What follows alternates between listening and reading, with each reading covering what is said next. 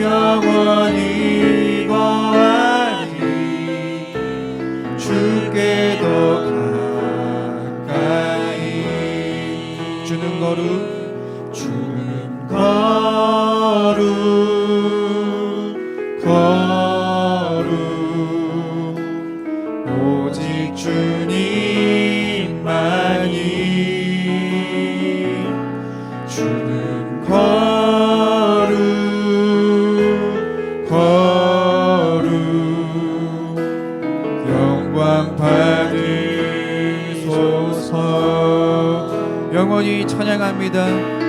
영원히 찬양합니다. 더욱 사랑해요.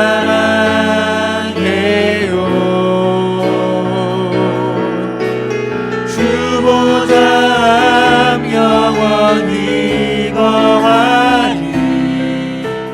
주께 더 가까이. 영원히 찬양합니다. 하나님 영원히 찬양합니다.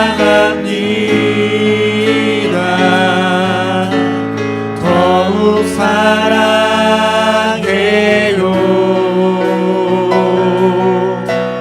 주보좌 영원히 거하리. 주께 더 가까이. 우리 다시 한번 고백합니다. 주님만 찬양합니다. 영원히 찬양합니다. 더욱 사랑해요.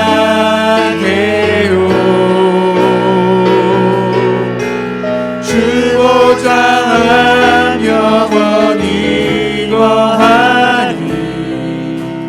주께 더 가까이. 당신은 시간을 뚫고 이 땅 가운데 오셨네.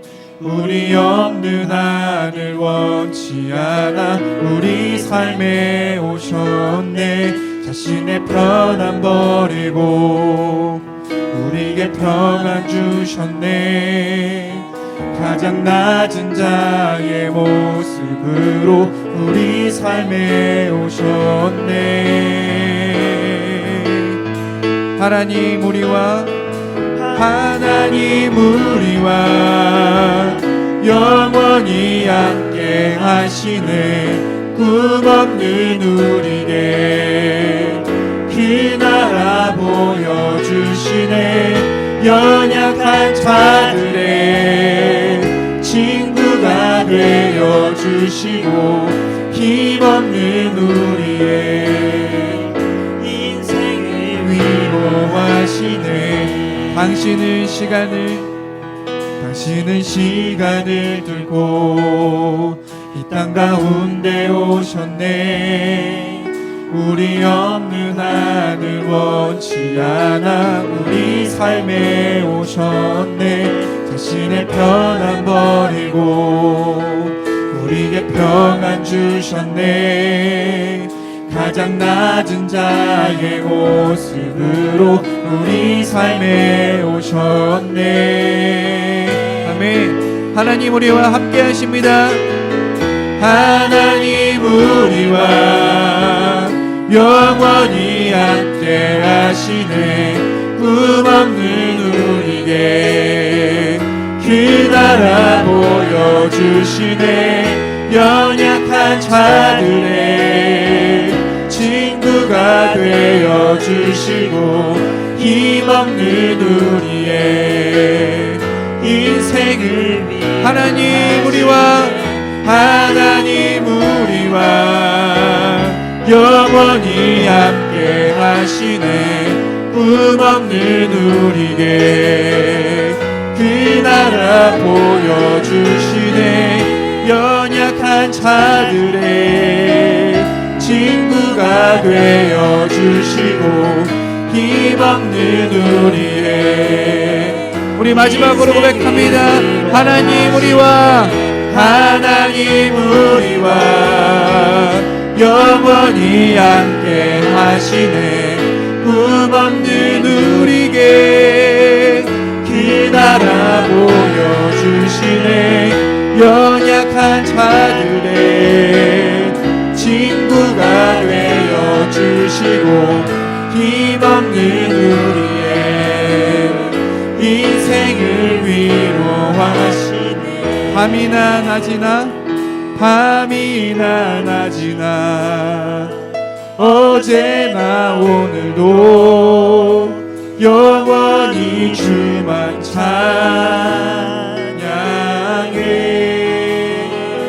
괴롭고 슬플 때 낭망하여 넘어져도 언제나 주만 찬양하겠네.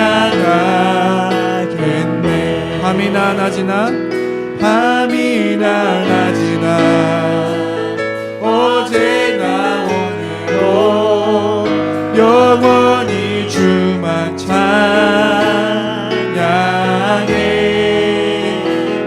괴롭고 슬플 때 낭망하여 넘어져도 언제나 주만 찬양하겠네.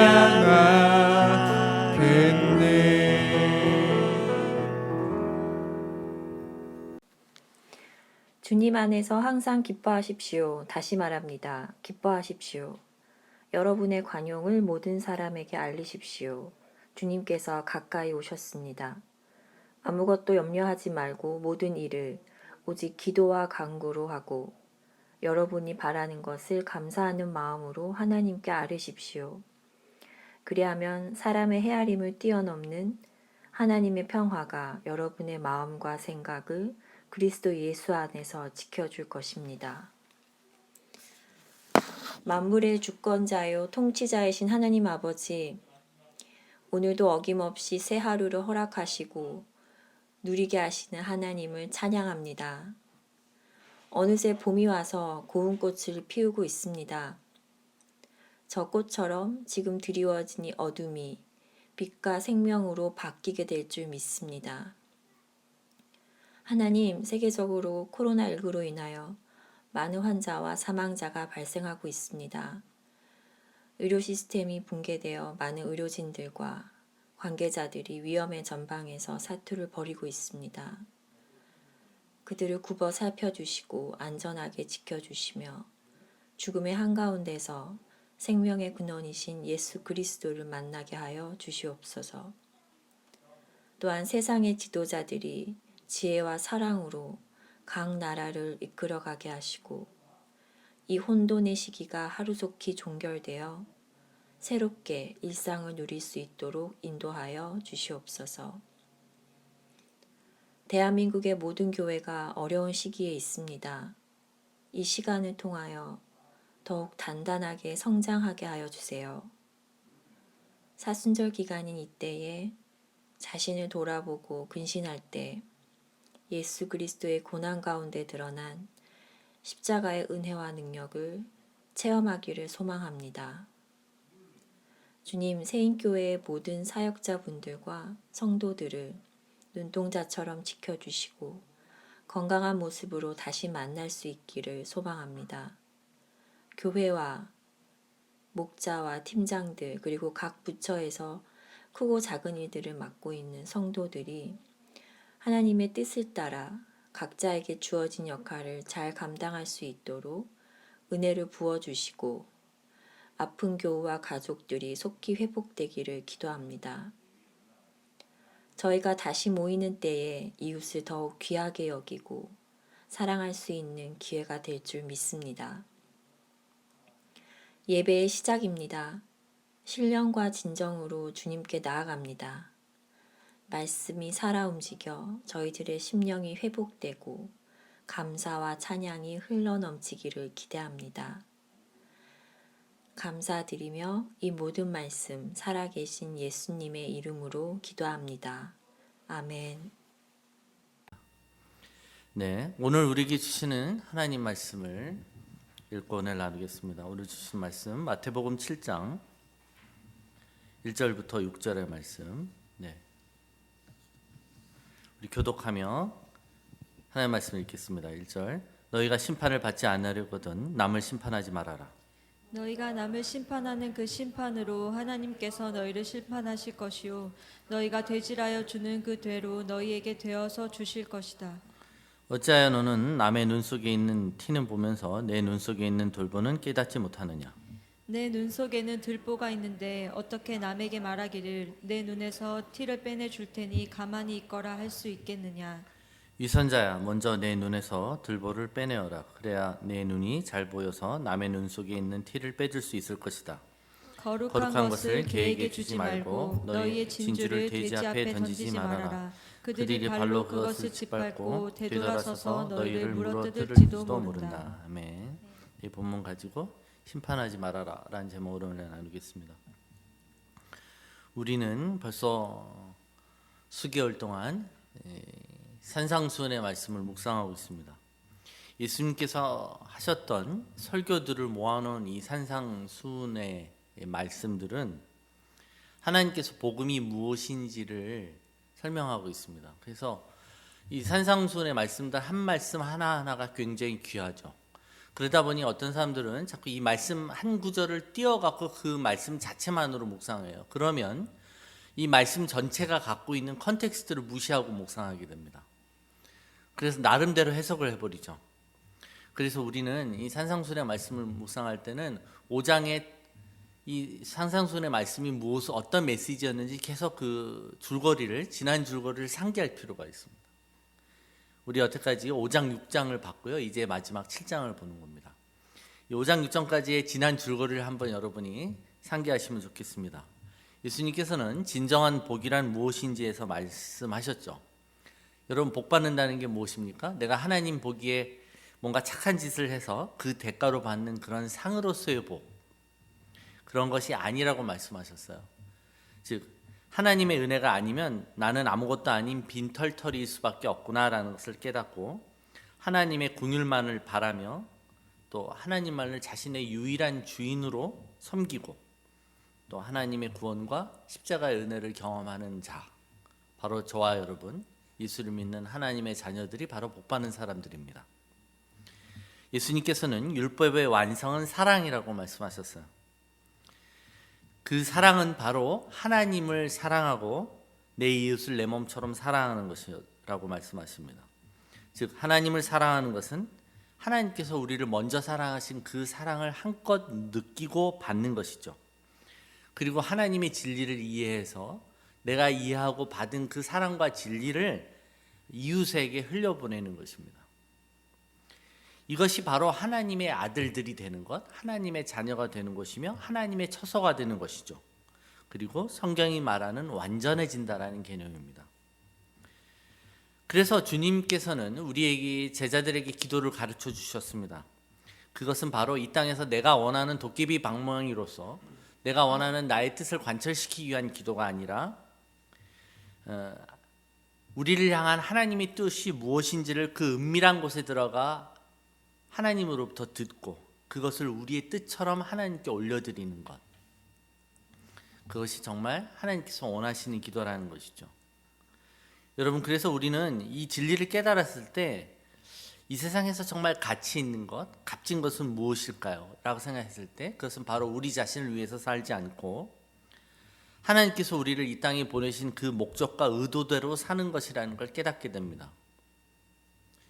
그래서 단순히 죽지 못해 사는 삶이 아니라 하나님께서 의도와 목적으로 보내신 그 부르심의 삶을 사는 것, 그래서 그 부르심과 뜻이 이 땅에 이루어지도록 우리가 기도하는 것이죠. 그래서 이 땅에서 복받고 성공한 사람이란 이 땅에서 많이 가지고 많이 쌓아놓고 사는 사람이 아니라 하나님의 뜻과 목적대로 산 사람인 줄로 믿습니다. 그래서 너희는 세상을 밝히는 소금과 빛이라고 말씀하셨어요. 하나님과의 영원한 소금 언약에서 비롯된, 그리고 이 세상을 밝게 비추는 빛으로서 부르심을 받았는데, 그러려면 너희가 먼저 하나님이 우리에게 보내주신, 하나님께서 우리에게 주신 그 말씀을 제대로 깨닫는 눈이 밝아야 된다라고 말씀하십니다. 하나님의 말씀을 제대로 이해할 수 없다면 어떻게 너의 온몸이 밝을 수 있겠느냐라고 말씀하셨습니다. 그래서 그 눈, 하나님의 말씀을 이해할 수 있는 눈을 가지지 못한 자들, 눈이 어두운 자들은 늘 걱정하고 염려하면서 삽니다. 그래서 그 염려와 걱정이 우리를 향한 하나님의 뜻과는 전혀 상관없이 동떨어진 삶을 살게 할 수밖에 없다는 것이죠. 그래서 너희는 먼저 그의 나라와 그의 의를, 즉 하나님의 영광을 추구하며 살라고 말씀하시면서 걱정하지 말라고 하셨습니다. 우리가 하나님의 뜻대로 살려고 할 때 하나님께서 우리의 모든 필요와 쓸 것을 공급하실 거라고 약속해 주신 것입니다. 이것이 우리 여태까지 봤던 것이죠. 이걸 또 좀 다르게 말하면 이렇습니다. 하나님 중심적으로 살지 않는 사람들은 늘 자기의 자존심과 자기의 의를 챙깁니다. 주로 그것을 자기의 종교적인 행위를 통해 챙기려고 하죠. 그래서 겉으로는 자기가 구제하고 금식하고 또 사람들이 보는 곳에서 기도하고, 그래서 자신이 경건한 척 연기하면서 위선적인 삶을 살더라는 거예요. 그러나 이런 사람들은 자신의 실체적인 영적인 가난함을 깨달을 수가 없다는 것이죠. 이런 사람들은 늘 하늘의 뜻보다는 자신의 안위와 자신의 의를 챙기느라 늘 걱정하면서 살게 되어 있습니다. 그래서 자신이 멋대로 만들어 놓은 하나님의 말씀과 상관없는 율법과 규례들을 자신이 만들어 놓고 그것을 지키냐 안 지키냐로 자신의 의를 삼으며 사람들을 그 잣대로 정죄하면서 사는 사람들이라는 겁니다. 그래서 이런 대표적인 사람들을 예수님은 늘 되게 악하다라고 정죄하셨어요. 그 사람들은 바로 바리새인들과 율법사들이었습니다. 그래서 이 산상수훈은 전반적으로 유대인들이 갖고 있는 이런 잘못된 개념에 대해서 예수님께서 복음이 무엇인지를 설명하시는 거예요. 그래서 율법과 복음이라는 것을 대조하면서 이들이 갖고 있는 그 선입견, 율법이 아닌 복음이 무엇인가를 차근차근히 다시 설명해 주신 것이죠. 그래서 십계명이라는 말씀도 너희가 살인하지 말라, 간음하지 말라, 도적질하지 말라는 말씀을 들었으나 그 말씀이 이웃간에 너희 행위에 의의를 쌓는 말씀이 아니라 먼저 하나님과의 수직적인 관점에서 그 의미를 발견해야 그것의 참 의미를 이해할 수 있다는 것이었습니다. 그래서 율법만 가지고 그것을 자기를 의롭다고 생각하는 자들에게 그 율법을 완성하러 오신 예수님은 복음이 그 율법을 완성시킨다라고 말씀하셨습니다. 그래서 살인하지 말라, 간음하지 말라, 도둑질하지 말라도 하나님과의 관계에서 더 이상 동물 제사 드리며 그것으로 도둑질하지 말라. 너희가 하나님과 사이에서 영적인 간음하지 말아라. 하나님 말씀을 잘못 가르치거나 거짓 증거하지 말고 도둑질하지 말아라. 즉 하나님과의 수직적인 관점에서 먼저 생각할 수 있는 것입니다. 하나님을 모르는 왼편에 있는 자들은 옳은 자들이 하는 일을 못 들죠. 그래서 오른손이 하는 일을 왼손이 모르게 하라는 뜻이 아니라 왼손들이 모르는 옳은 일을 하라는 거예요. 그래서 어떤 사람은 겉옷을 달라고 할 때 속옷도 주라는 것은 겉옷이라는 율법의 의를 자기를 챙기려고 하는 사람에게 그 마지막 짝이라고 할 수 있는 속옷마저도, 저들의 수치를 온전히 가릴 수 있는 복음마저도 주라는 거예요. 똑같은 비유로 오리를 가져가 하는 자에게 십리를 가주라는 말은 즉 똑같이 그렇습니다. 그 짝을 주라는 거예요.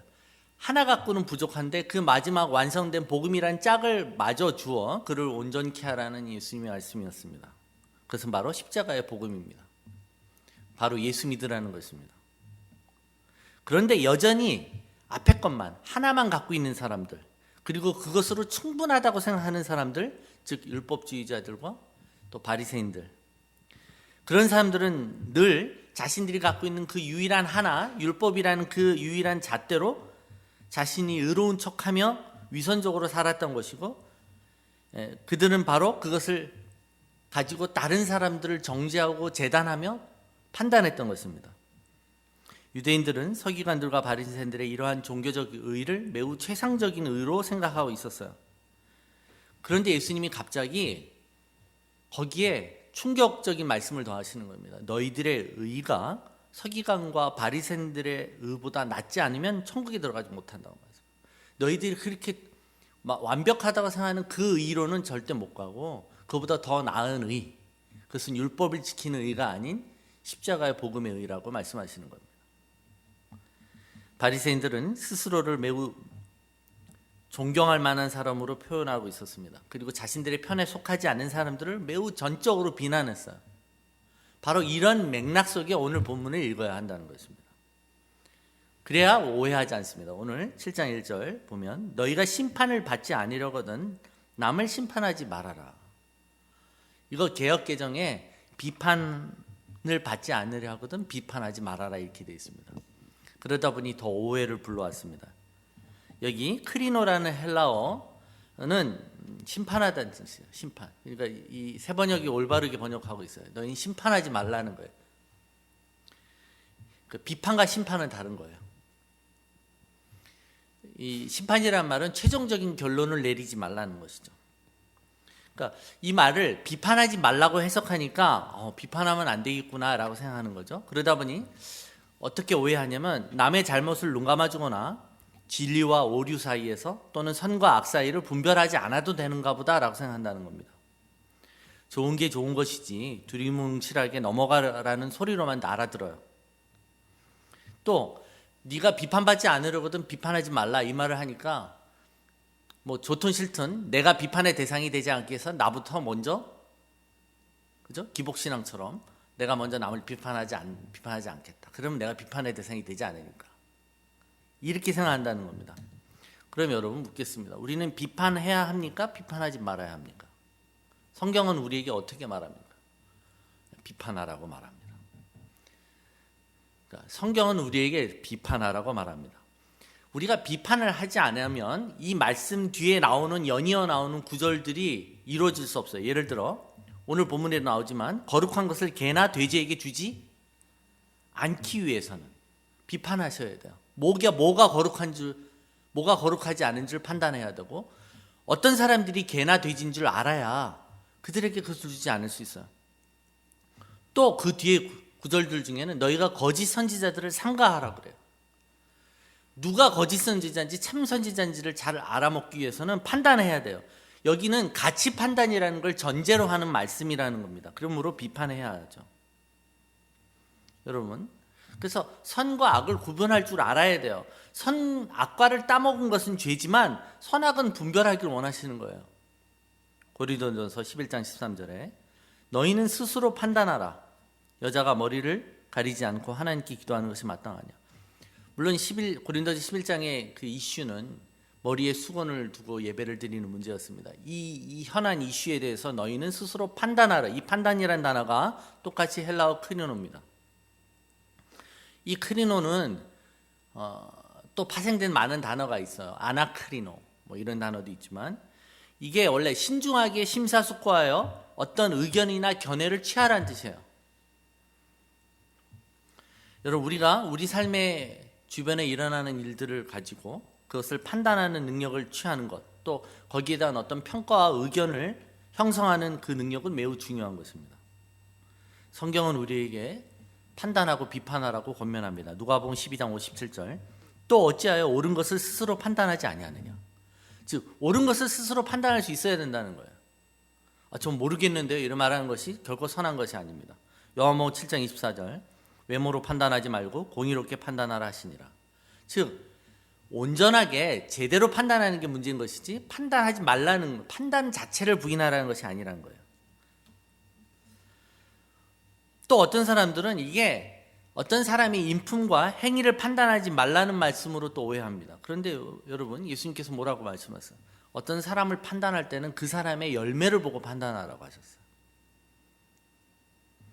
즉 예수님은 늘 선과 악을 제대로 판단하는 걸 우리에게 권면하셨던 것이죠. 선한 것과 악한 것을 평가하지 않고 무작정 맹목적으로 결정한다면 어떻게 거짓 선지자의 속임수를 분별할 수 있겠습니까? 흘러나오는 설교를 듣고 무조건 옳은 소리인 줄 알아먹으면 신천지의 설교도 듣고 그게 옳은 소리인 줄 알아듣는 거 아니에요? 로마서 16장 17절 우리 같이 읽겠습니다. 시작. 형제들아, 내가 너희를 권하노니 너희가 배운 교훈을 거슬러 분쟁을 일으키거나 거치게 하는 자들을 살피고 그들에게서 떠나라. 네, 너희가 이미 배운 그 교훈을 거스르는 어떤 잘못된 가르침을 하는 자들에게서 그들을 살펴보라는 거예요. 이 가르침이 지금 틀린 가르침인지, 이게 성경적이지 아닌지를 잘 분별해서 아니면 그들을 떠나라는 거예요. 무턱대고 믿지 않고 분별하고 여기서 가르치는 진리가 이게 성경이 말하는 진리가 아니구나 라고 깨달으라는 거예요. 그래야 이단에 빠지지 않을 수 있는 것이죠. 그래서 분별과 판단은 너무나도 중요합니다. 진짜와 가짜를 구별할 수 있어야만 합니다. 여러분, 우리가 정말 말세 중에 말세를 살고 있는 우리 시대에 더 중요한 능력은 바로 비판의 능력이 되는 줄로 믿습니다. 왜냐하면 예수님께서 인자가 다시 올 때 이 세상에 미혹하는 자들이 많이 있을 거라고 예언하셨어요. 사도 바울도 그렇게 예언했습니다. 즉 너무나도 교묘한 속임수가 많기 때문에 그 속임수의 교묘함을 간파해내려면 분별력이 있어야 되고 비판할 수 있어야 된다는 것입니다. 그래서 여러분, 성경은 우리에게 비판하라고 권면합니다. 근데 무엇이 좋은지 무엇이 나쁜지를 경험하는 성경적인 방법은 무엇입니까? 그것은 우리에게 직접 경험해서 알라는 겁니다. 좋은 것의 실체는 무엇입니까? 그것은 바로 하나님이시죠. 복의 실체가 하나님인 것처럼 선한 하나님을 자꾸 경험하면 선하지 않은 악을 분별해낼 수 있어요. 선하신 하나님을 맛보아 알므로 선하지 않은 하나님이 아닌 것들을 구별해낼 수 있어요. 그래서 좋은 것과 나쁜 것을 분별하기 위해서 뭘 경험하라고요? 좋은 것을 경험하라는 거예요. 여러분, 이 세상에 좋은 것과 나쁜 것을 경험하는 두 가지 방법이 있는데 좋은 것을 경험해서 분별하는 방법과 악한 것을 경험해서 분별하는 방법이 있어요. 근데 성경은 우리에게 좋은 것을 많이 경험해서 좋은 것과 나쁜 것을 구분하라는 것입니다. 악을 경험해서 이거 별로 나한테 좋지 않았어요 라고 말하는 것은 권하지 않습니다. 내가 마약도 해봤더니 나한테 별로 안 좋았네요. 물론 그 고백이 귀한 것이지만, 회개하고 돌아온 고백은 좋은 것이지만 해보고 나서 악한 줄 알기를 원치 않으신 거죠. 좋은 것을 하도 많이 접해서 악은 경험하지 않아도 악하다는 것을 알게 되는 분별력. 그것이 성경이 권하는 분별력인 줄로 믿습니다. 그래서 제가 대중 가수 중에 돌아가신 우리 고 신해철 씨가 있죠. 그 신해철 씨의 아버지가 신중현 씨라는 유명한 분이시죠. 근데 제가 이 신중현 씨는 아들에게 어릴 때부터 아이가 잘 그 기타를 잘 못 칠 때부터 정말 최고의 그 기타를 항상 줬다고 해요. 정말 우리는 보통 그럴 때 연습용 악기를 주잖아요. 싸구려. 넌 아직 못 차니까 이 정도로 해. 그런데 안 그렇다는 겁니다. 처음 배울 때부터 좋은 악기를 줘서 계속 좋은 소리가 무엇인지를 알게 했다는 거예요. 근데 바로 물론 이러려면 돈이 많아야 되겠지만 하나님이 우리에게 쓰시는 게 그거라는 거예요. 우리가 선과 악을 분별하는 좋은 방법은 우리에게 좋은 것을 자꾸 주시는 거예요. 최고의 것을 경험하게 하셔서 최고가 아닌 것들에 대한 분별력을 주시는 거예요. 그래서 최고로 좋은 게 뭐라고요? 그게 바로 선하신 하나님이십니다. 그래서 부자 청년이 여러분 예수님께 나와서 선한 선생님이시여 라고 말했을 때 너 왜 나를 선하다고 하니? 하나님 한 분 외에는 선한 게 없어 라고 말할 때 네가 바로 선하다고 하는 내가 하나님인 줄 알고 묻는 거라고 물으시는 거예요. 선하다라는 개념을 네가 아느냐라는 겁니다. 인격적인 동행함과 친밀감이 없이 선함을 배울 수 없어요. 과정을 통해 배우는 게 선에 대한 느낌이자 경험인 것이죠. 그래서 하나님과 동행하고 하나님과 부딪히며 하나님과 교제하면서 선에 대한 느낌을 개발하라는 게 우리의 부르심입니다.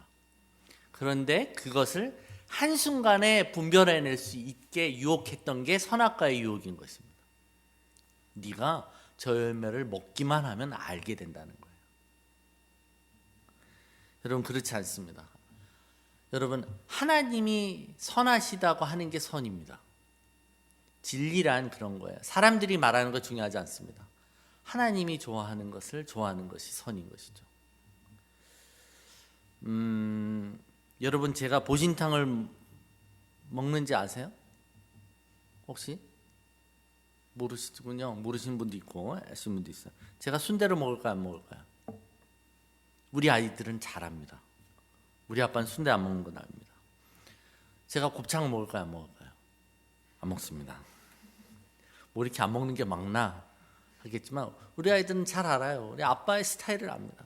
자기네들은 다 먹지만 제가 족발을 먹을까요 안 먹을까요? 우리 아들은 다 잘 알아요. 그걸 먹지 안 먹는지 몰라도 우리 아빠를 제가 자기네들이 경험해 본 결과 아빠는 이것도 안 좋아하더라. 이거 안다네. 경험 속에 아는 거예요. 아 이거 아빠가 싫어해. 이거 아빠가 좋아하는 종류가 아니야. 라는 것을 살아보고 경험해서 같이 살면서 안다는 겁니다. 여러분 진리는 하나님이 좋아하시는 것이죠. 거짓은 우리 아버지가 싫어하는 것입니다. 그게 기준인 거예요. 하나님과 동행하고 경험해 보면서 그 기준이 세워지는 것이죠. 그래서 심판하지 말라고 말하는 이 심판의 의미란 재판에서 최종적인 결론을 내리지 말라는 거예요. 근데 이 말 속엔 경멸의 의미가 있어요. 경멸. 최종적이기 때문에. 그래서 여러분 심판하지 마셔야 됩니다. 우리가 비판할 수 있어요. 무엇이 옳고 그른지 하나님과의 동행함 속에 알아야 돼요. 그러나 어떤 사람에 대해서 최종적인 결론을 내릴 수 없다는 것입니다. 그 심판을 내리지 말아야 될 첫 번째 이유는 우리는 그럴 자격이 없다는 거예요. 즉 최종적인 결론, 즉 땅이라는 이 재판이라는 것은 하나님만이 하신다는 거예요. 즉 너희는 그런 재판관이 아니라는 것이죠. 심판하지 마시기 바랍니다. 왜? 그것은 하나님의 영역이기 때문에 그렇습니다. 사람의 인격 전체를 싸잡아서 최종적으로 판단할 권리가 인간에게는 없다는 거예요. 만일 너희가 사람을 심판한다면 그것은 스스로 하나님의 위치에 자신을 두는 것이라는 겁니다. 그럼 뭘까요, 여러분? 제가 이렇게 생각해 봤습니다. 여러분 축구 경기를 보죠. 우리 축구 경기를 보잖아요. 축구 경기를 보면 속이 답답할 때가 있어요. 제가 주로 하는 거예요. 밥만 먹고 축구하면서 저렇게 못하나? 이렇게 생각할 때가 있는데 그럼 우리 아이들이 옆에서 그래요. 그럼 아빠가 해봐 이러면 할 말이 없어요. 그게 바로 이 관전하는 사람의 그 오보죠. 그래서 막 쟤 빼야 된다고 막 그럴 수 있어요. 제가 저 국가대표 쟤는 뽑지 말았어야 된다. 쟤는 빼야 된다고 막 그죠? 근데 잘 보셔야 돼요. 여기서 저 선수가 실수한 거 맞고 저 선수가 패스를 잘못해서 위기가 왔고 한 걸 먹었다 이렇게 판단할 수 있어요. 이건 비판할 수 있어요. 그죠? 그리고 길길이 날뛸 수도 있어요. 근데 제가 저 국가대표에서 아웃시키라고 막 할 수 있어요, 없어요? 저 사람 자격 없다고 할 수 있냐고요? 없어요. 그건 누가 하는 건데요? 그건 감독이 하는 거예요. 그건 감독의 권한인 거예요. 근데 왜 자꾸 제가 저 사람 뽑으면 안 된다고, 저 사람 국가대표 선수 아니라고 말하면 그걸 오버하냐고요? 지가 감독인 줄 아는 거잖아요. 착각하는 거잖아요. 우리가 하나님의 자리에 주제넘게 앉아 있다는 것은 우리가 바로 그런 오버를 하고 있다는 반증인 것이죠. 우리가 바로 심판의 자리에 앉아 있다는 거예요. 아, 쟤는 아니야. 쟤는 안 돼. 우리가 그렇잖아요. 뭐 내가 봤을 때 저 사람은 너무 나빠서 저 사람 지옥 가야 될 것 같아. 이렇게 말할 수 없잖아요. 그러므로 우리가 만일 심판의 자리에 앉아 있는다는 것은 우리 자신이 다른 사람 위에 군림하는 심판자의 능력과 권위가 있다고 주장하는 것과 같습니다. 그러지 말라는 것이에요. 너는 그런 자격이 없다는 것이죠. 로마서 14장 4절입니다. 남의 하인을 비판하는 너는 누구냐? 그가 서 있는 것이나 넘어지는 것이 자기 주인에게 있음에 그가 세움을 받으리니 이는 그를 세우시는 권능이 주께 있음이라. 너 누군데 남의 하인을 네가 판단하냐는 겁니다. 그죠? 여기 판단한다는 단어, 남의 하인을 비판한다는 단어도 이 심판한다는 단어예요. 똑같은 단어예요. 너 남의 하인을 심판하지 말아. 그 하인이 잘못했던 잘했던 그것을 판단하는 건 주인이 할 거라는 거예요. 그 주인은 하나님이십니다. 주인이 알아서 하실 거예요. 그래서 그런데 여러분, 우리가 판단하지 말아야 될 그 남의 하인 중에 누구도 있냐면 너 자신도 있다는 거예요. 여러분이 여러분 스스로에 대해서 심판하지 마시기 바랍니다. 왜냐하면 여러분도 여러분께 아니기 때문에. 여러분도 여러분의 주인의 것입니다. 그래서 심지어 자기 자신에 대해서도 함부로 심판하지 말라고 하는 것이죠. 고린도전서 4장 4절 5절을 읽겠습니다. 시작. 내가 자책할 아무것도 깨닫지 못하나 이로 말미암아 의롭다함을 얻지 못하노라. 다만 나를 심판하실 이는 주시니라. 그러므로 때가 이르기 전 곧 주께서 오시기까지 아무것도 판단하지 말라. 그가 어둠에 감추인 것들을 드러내고 마음의 뜻을 나타내시리니 그때에 각 사람에게 하나님으로부터 칭찬이 있으리라. 다만 나를 심판하실 이가 주시니라. 나를 온전히 판단하고 온전히 심판하시는 이는 하나님이시라는 거예요. 그러므로 그 심판을 오기까지 아무도 판단하지 말라는 거예요. 오직 하나님만이 하실 수 있습니다. 요새 이슈가 되고 있는 N번방에 혹시 들어갔을지라도, 박사방에 회원이 일지라도 이제 내 인생은 끝났구나 하고 자살하지 말고 뻔뻔하게 고개 들고 제가 잘못했습니다. 제가 죄인입니다. 저를 용서해 주십시오라고 하나님께 나온다면 하나님으로부터 결국 칭찬을 얻게 된다는 거예요. 왜냐하면 그는 긍휼을 바라고 그리스도의 보혈로 용서함을 받을 수 있기 때문에 그렇습니다. 그래서 심판하지 말라는 거예요. 여러분, 유다는 자신의 죄에 대해서 자신을 심판했습니다. 그러나 베드로는 하나님의 용서를 받은 것이죠. 여기에 차이가 있다는 것입니다. 심판은 하나님이 하시는 일입니다. 어떤 인간도 다른 인간을 재판할 자격이 없으므로 너희는 심판하지 말라고 하시는 거예요. 어떤 사람의 마음을 읽거나 그 사람의 행위의 그 근본적인 동기를 너희는 평가할 수 없다라는 것이죠.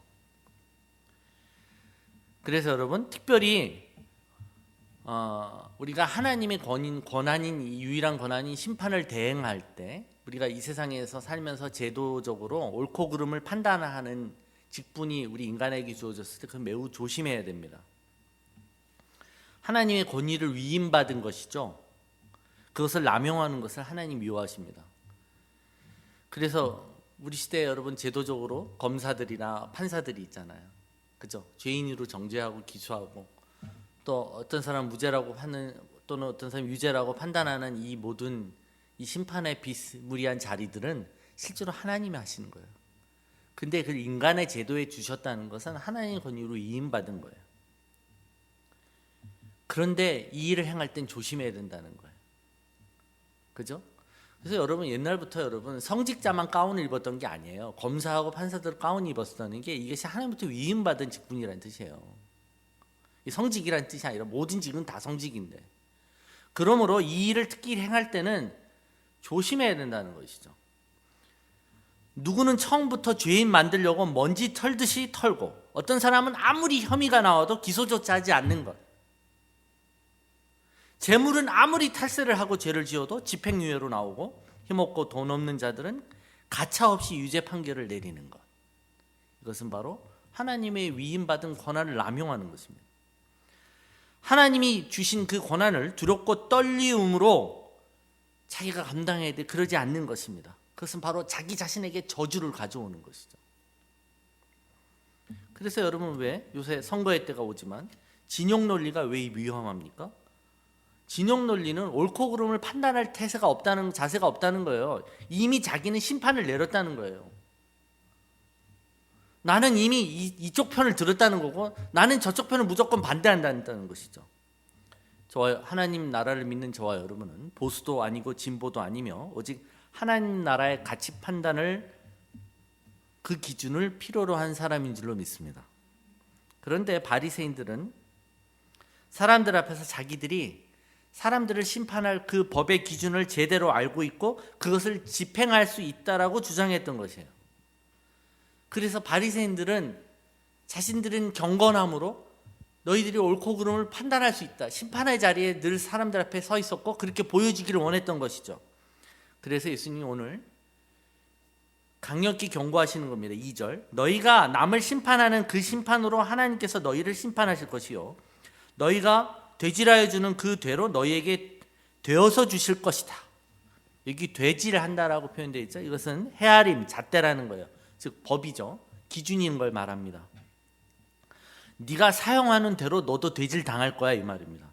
만일 너희가 어떤 기준을 세우고 그 법을 너희 스스로 집행할 수 있고 판단할 수 있다라고 주장한다면 그 법이 너에게 적용될 때 저는 그 법을 몰랐는데요 라고 주장할 수 없다라는 거예요. 판사석에 앉으려고 한다면 너 또한 피고인석에 앉을 수도 있다는 것을 인정해야 한다는 뜻입니다. 율법의 짐으로 사람들을 옥죄고 정죄하려고 하는 재판장 노릇을 했다면 너도 예외가 아니라는 것입니다. 그런데 어떤 사람이 만일 이 말도 안 되는 인간들의 규범과 율법을 갖고 피고석에 앉혀진다면 아무도 그 정죄의 칼날을 피할 수 없을 거라고 말하는 거예요. 예수님이 그래서 이 세상에 의인은 하나도 없다. 성경은 그렇게 말해요. 의인은 하나도 없어요. 의인은 없는데 하나도 없어요. 그래서 그 피고인석에 정죄되었을 때 아무도 거기서 살아나올 자는 없다고 말하는 거예요.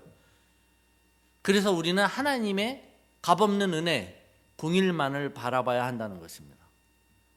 그래서 그 궁일만을 오직 붙잡는 자가 복 있는 자인 줄로 믿습니다. 자, 심판하지 말아야 될 첫 번째 이유가 뭐였다고요? 그것은 하나님만이 하시는 일이기 때문에 그렇습니다. 두 번째, 우리가 심판하지 않아야 될 이유, 두 번째, 너의 판단은 옳지 않기 때문에. 우리가 하는 판단은 절대 공평하지 않아요. 옳지 않아요. 여러분, 하나님 우리를 판단하실 때 그분의 기준과 심판의 잣대는 공평하고 틀리지 않지만 너는 아니라는 거예요. 너 제대로 판단 못한다는 것이죠. 요새 이슈가 있죠. 재난 소득을 준다고 합니다. 그래서 두당 얼마씩 공평하게 준다고 해요. 그랬더니 또 어떤 사람들이 그래요. 부자도 가난한 자도 똑같이 주면 어떡하냐고요. 그죠? 가난한 자한테 더 많이 주고 부자한테 줘야지. 그런데 부자하고 가난한 자를 그 선별하는 그 비용이 더 비싸다고요. 그러니까 공평하게 준다는. 그러니까 솔직히 인간이 무엇을 공평하게 할 수 있는 방법은 없어요. 그래서 어떤 기준을 세워서 소득 얼마는 부자고 소득 얼마 이하는 부자 아니다. 어떤 기준을 만들면 그러면 그건 공평할까요? 또 다른 상황이 있고 또 다른 디테일한 게 있는 거예요. 근데 그걸 다 감안할 수는 없는 것이죠. 그래서 인간은 공평을 실천할 수 없어요. 왜냐하면 모든 형편과 모든 상황을 공정하게 판단할 수 없기 때문에 그래요. 그래서 여러분, 사람의 판단은 틀려요. 왜 그럴까요? 여러분, 사무엘상 16장 6절 7절입니다. 같이 읽습니다. 시작. 그들이 오매 사무엘이 엘리압을 보고 마음에 이르기를 여호와의 기름 부으실 자가 과연 주님 앞에 있도다 하였더니 여호와께서 사무엘에게 이르시되 그의 용모와 키를 보지 말라. 내가 이미 그를 버렸노라. 내가 보는 것은 사람과 같지 아니하니 사람은 외모를 보거니와 나 여호와는 중심을 보느니라 하시더라. 네, 하나님이 사울 왕을 버리시고 새로 기름 부을 자를 사무엘 선지자에게 말씀하셨습니다. 그래서 사무엘이 이세 집안에 가서 이세 아들들을 딱 봤더니 맏형인 엘리압이 아주 준수하게 잘생겼고 하나님이 뽑으신 자처럼 딱 생각했습니다. 그럴 때 하나님이 말씀하십니다. 그죠? 그의 용모와 신장을 보지 말라고 하시죠. 그러면서 여기 성경에 보면 내가 그를 버렸노라. 심한 말이죠. 이 버렸노라는 건 하나님이 인간을 버렸다는 게 아니라 내가 그를 제껴놨다는 거예요. 즉 배제했다. 후복감이 아니다 이런 거예요. 그래서 버렸다는 건 과한 모욕입니다. 하나님이 그는 후복감이 아니다. 그러면서 우리가 잘 아는 말씀입니다. 사람은 외모를 보거니와 하나님은 중심을 보느니라. 근데 이 구절이 뜻이 이래요. 원래 원문을 보면 사람은 이게 르아인이거든요. 눈으로 보지만 하나님은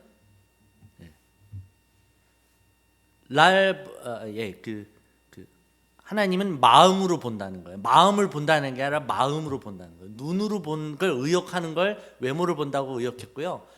이 마음으로 본다는 걸 중심을 본다고 한 거예요. 그러니까 보는 대상으로 바꿔버린 거죠. 근데 원문은 보는 수단이 다르다는 거예요. 사람은 눈으로 보고요. 하나님은 마음으로 봐요. 이게 무슨 뜻일까? 그게 그 뜻 아닐까요? 예. 이게 보면 겉모습은 중요하지 않아 속사람이 중요하지라고 생각할 수 있어요. 근데 원문을 보면 하나님이 보시는 그 판단하는 것은 매우 정확하고 공평한 거예요. 왜? 그것은 외모를 보지 않고 중심을 보기 때문이다 이런 게 아니라 하나님이 보시는 방법이 다르기 때문이라는 걸 말해요. 하나님의 판단에 보는 방법이 틀리다는 거예요. 이런 거죠, 여러분. 우리가 사람이 워낙 간사하고 교묘한데 그죠? 사람들 앞에 이렇게 보면서 우리 앞으로 해야 될 수 있어요. 혹시 열 있으세요? 그리고 겉모습만 보고 얼굴 빨개지 않으면 정말 열 없다고 생각하면 돼요, 안 돼요? 안 되잖아요. 그죠? 열 화상 카메라를 딱 보고 얼굴 빨개진지 보는 그 스코프가 달라야 돼요. 그래야 제대로 열이 있는지 없는지를 판단할 수 있죠. 하나님은 마음으로 보기 때문에 정확하게 본다는 거예요. 그 하나님의 판단은 틀릴 수 없다.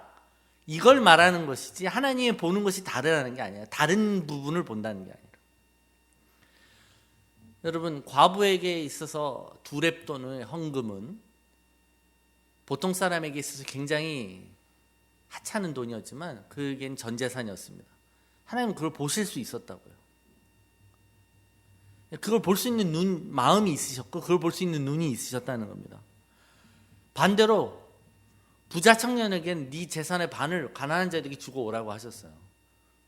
그죠? 여러분 우리가 획일적으로 어떤 것을 보고 판단할 수는 없어요. 하나님은 보고 제대로 판단하실 수 있습니다. 그래서 우리는 원래 제대로 보지 못해요. 근데 인간들은 늘 착각하는 게 자기가 제대로 본다고 생각해요. 다른 사람들의 동기를 정말 잘 안다고 생각하는 거예요. 그죠?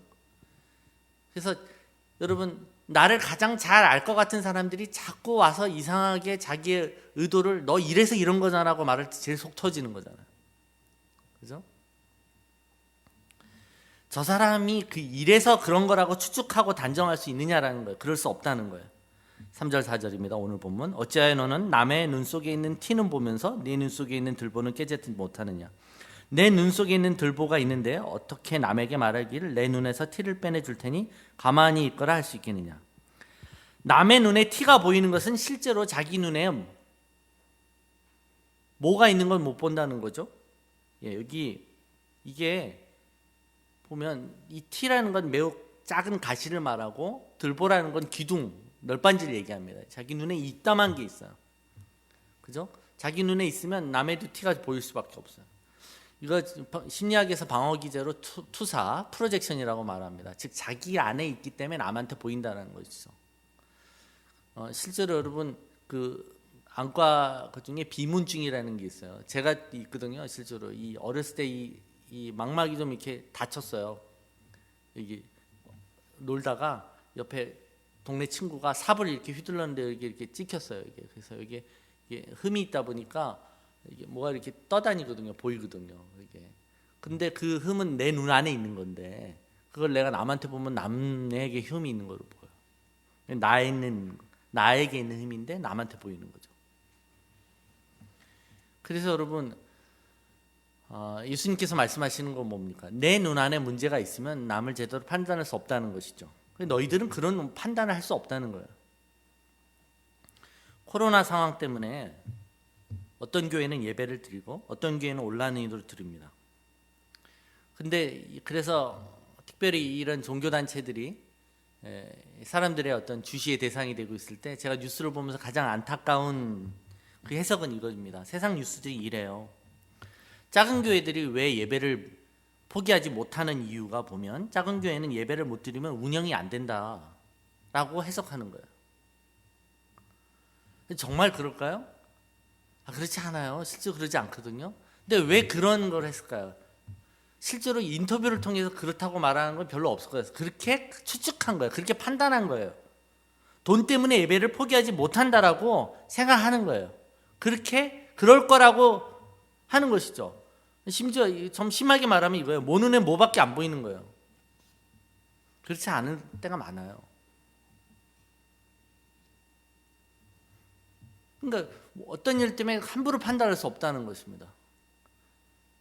예배가 교회 본질이기 때문에 최대한 예배를 드리려고 하는 그거를 무시할 수 없는데 그걸 갖고 돈 때문에 왜 포기 못한다?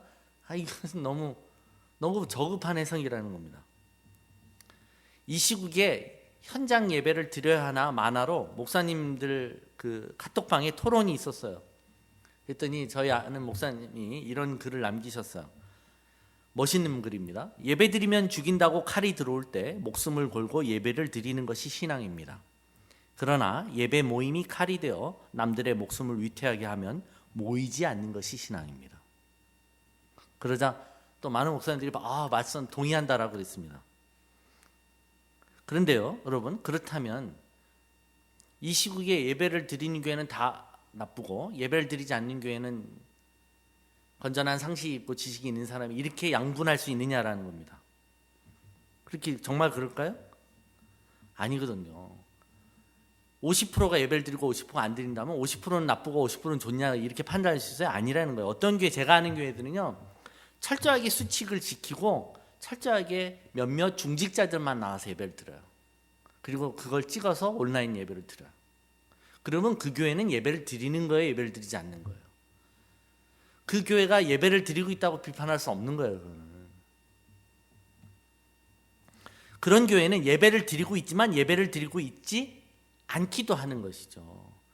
그래서 겉모습만 보고 너희는 예배 안 드리고 있구나, 너희는 예배 드리고 있구나 이렇게 양분해서 판단할 수 있는 일은 아니라는 거예요. 그 실제로 이루어지는 일들을 보고 판단해야 하는 것이죠.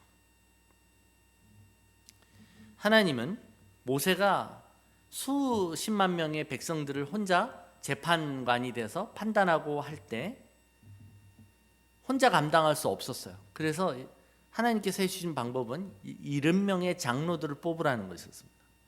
70명의 장로들을 뽑아갖고 법과대학을 신설해서 법학교육을 4년간 받게 한 게 아니었죠.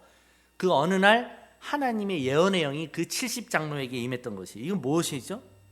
어떤 사람들의 옳고 그름을 판단하려면 거기엔 뭐가 있어야 된다는 거예요. 하나님의 음성을 들음으로 재판하게 하신다는 거예요.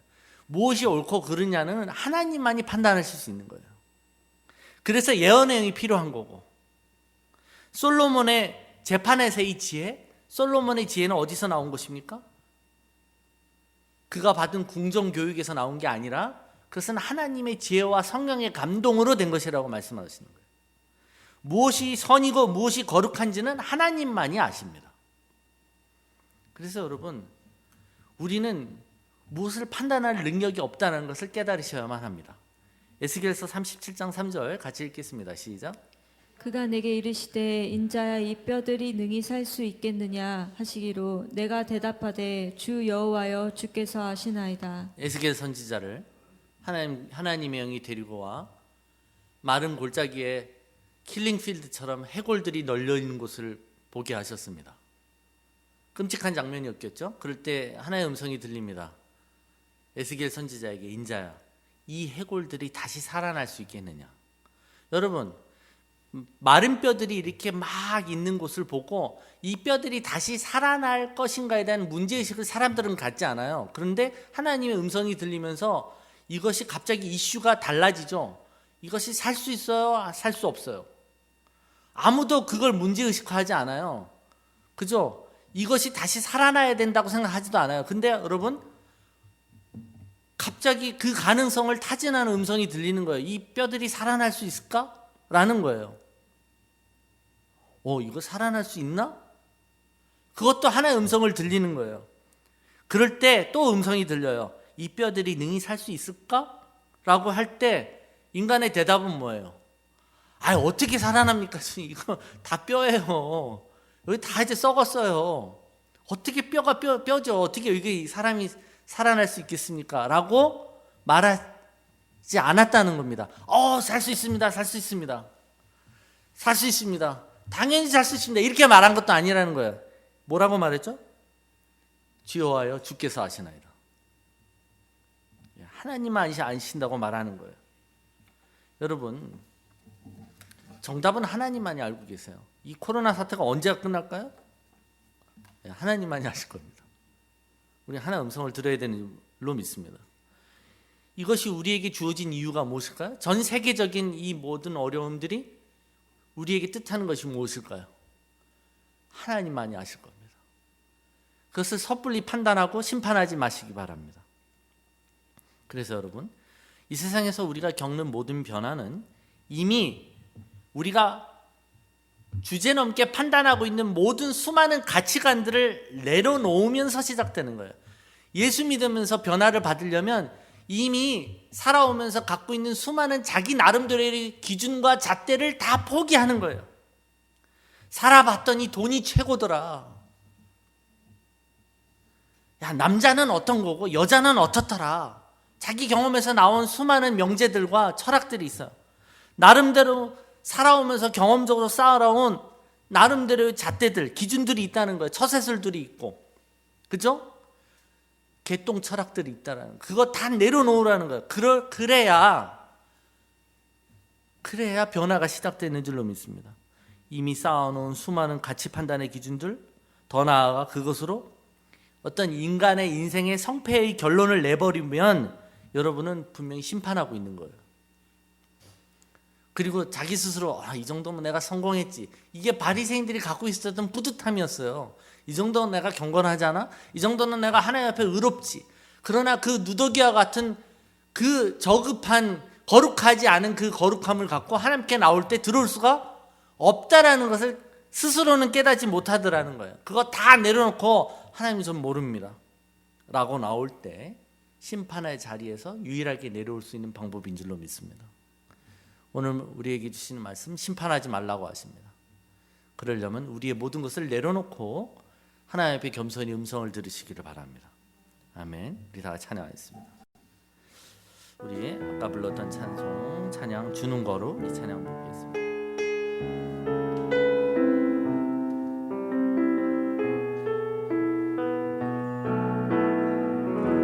주님만이 거룩하십니다. 주는 거룩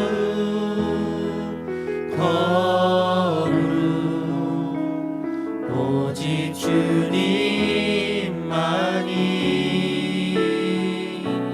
주는 거룩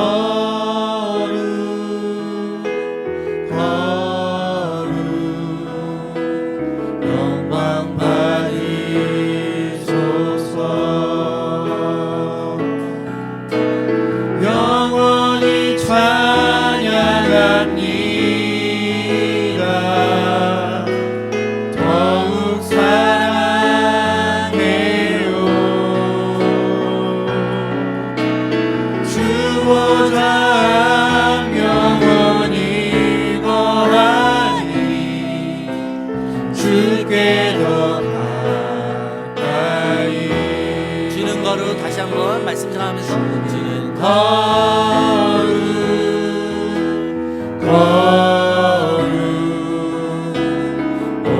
오직 주님만이 주는 거룩 주는 거룩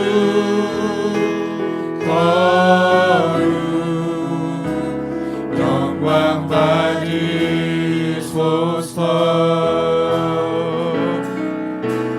영원히 찬양합니다.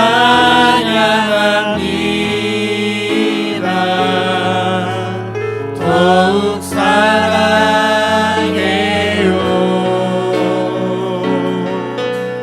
주 보좌 영원히 거하리.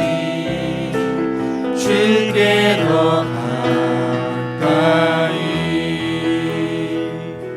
주님만이 거룩하시며 주님만이 선하십니다.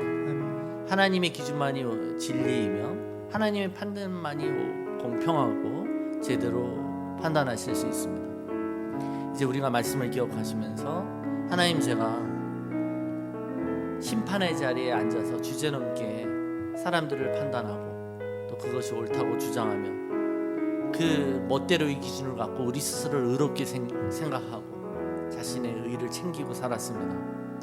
우리의 모습이 바로 바리새인이었고 율법사들이었으며 우리 스스로 하나님인 척하며 하나님의 보좌 앞에 머물렀습니다. 이제 그 보좌 앞에서 내려오기를 원합니다. 하나의 음성을 듣고, 주님, 저는 아무것도 모릅니다. 오직 주께서 아십니다. 주의 음성을 듣기 원합니다. 아버지, 나 스스로에 대해서도 내가 섣불리 판단하지 않고 또 내가 다른 사람을 볼 때도 하나님의 눈으로 바라볼 수 있기를 원합니다. 오늘 말씀 생활하시면서 먼저 회개하시고 하나의 음성을 들려달라고, 그럴 때 아버지, 난 아무것도 알지 못한다고 우리 자신의 실체를 있는 그대로 겸손히 고백하며 나아가며 기도하시면 좋겠습니다. 우리 다 같이 기도하겠습니다. 기도하시겠습니다. 하나님 아버지, 감사합니다. 또 오늘도 주의 말씀을 들려주셔서 고맙습니다. 하나님 아버지, 원하옵기는 주의 음성을 듣게 하옵소서. 영원히 찬양합니다.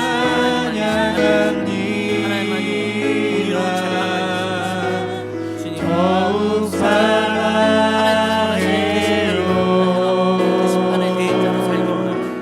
주 보좌 영원히 거하리.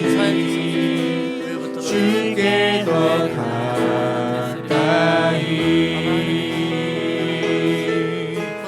영원히 찬양합니다.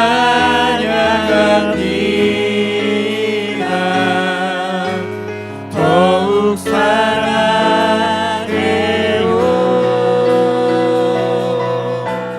주 보좌 영원히 거하리. 주께 더 가까이. 하나님 아버지, 감사합니다. 오늘도 말씀 주셔서 우리가 말씀을 오해하지 않고 곡해하지 않으며 하나님의 말씀이 있는 그대로 깨달으며 그 말씀을 우리의 의의 근거로 삼지 않고 오직 그 말씀을 통해 주님 앞에 항복하며 은혜와 긍휼만을 바라며 주님 앞에 죄인의 모습으로 나올 때 우리를 다시 또 의롭게 해주시는 하나님의 은혜를 경험하기 원합니다. 주여, 우리가 그 하나님이 앉아 계시는 그 보좌의 심판의 자리에 우리가 앉아있지 않게 하옵소서. 주제넘지 않게 하옵소서. 오버하지 않게 하옵소서. 착각하지 않게 하옵소서. 하나님 말씀만이 기준이 되게 하옵소서. 하나님만이 아신다는 것을 고백하는 저희들 되게 하여 주시옵소서. 아버지, 우리는 얼마나 연약하고 또 무력한 존재임을 깨닫습니다.